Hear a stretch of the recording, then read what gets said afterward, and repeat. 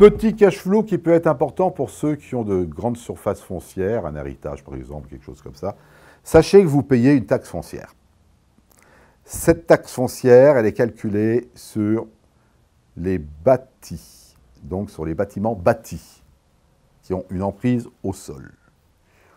Eh bien, souvent, ces taxes foncières sont faites sur la base du cadastre qui est vieux, qui a plus d'un siècle. Les guerres sont passées, des bâtiments ont été détruits, des bâtiments n'ont jamais été reconstruits.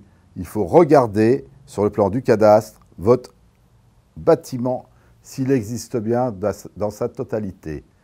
Car il existe des dégrèvements fonciers que l'on demande aux impôts et ils vous remboursent 3 ans de taxes foncières indûment payées. Cela peut arriver également. Donc ça, pour des immeubles, c'est important, car souvent, par exemple, il y a des pieds d'immeubles qui sont considérés en appartements alors que ce sont de simples remises.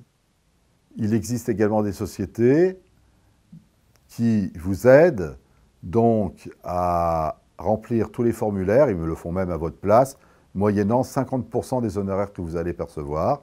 Et ils s'occupent de tout, ils sont hyper avertis, ça s'appelle des sociétés de dégrèvement foncier. Vous regardez sur Internet et vous en trouverez. Maintenant, cash flow intéressant. Vous achetez du neuf, boutique ou appartement, avec une TVA. Vous empruntez sur le prix total, TVA incluse, et l'État vous rembourse par virement sur votre compte en banque les 20% de TVA. Je vais vous donner l'exemple, mais je pense que vous avez tous compris rapidement.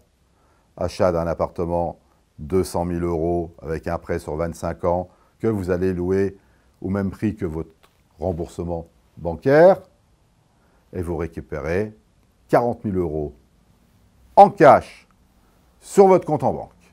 Ça s'appelle la récupération de TVA. Ça vous fait un cash flow très important et très rapide. Maintenant, le coût du siècle.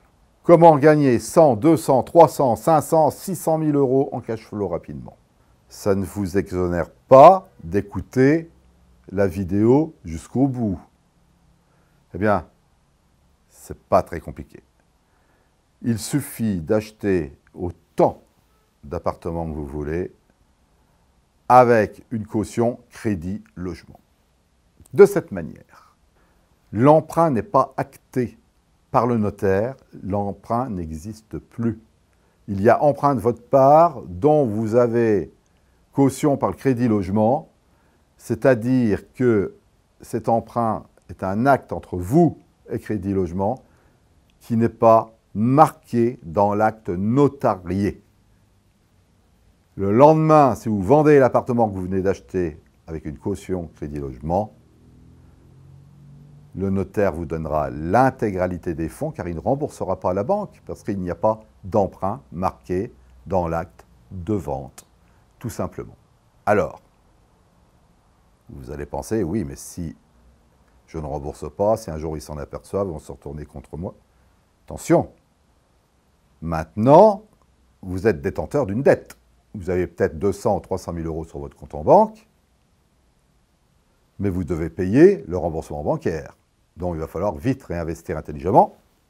Mais ça, vous le ferez parce que vous avez un investissement intelligent à faire.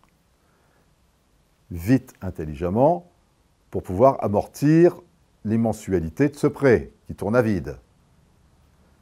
Mais, si vous aviez un contrôle, petite astuce, continuez absolument à payer l'assurance P&O de ce logement que vous n'avez plus.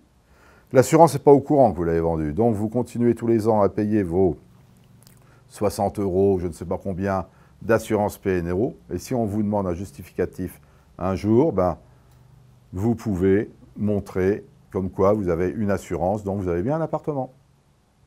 Voilà, j'espère que vous avez compris la technique, mais n'oubliez pas que c'est de l'argent dû à la banque, qu'il faut être clean et le rembourser.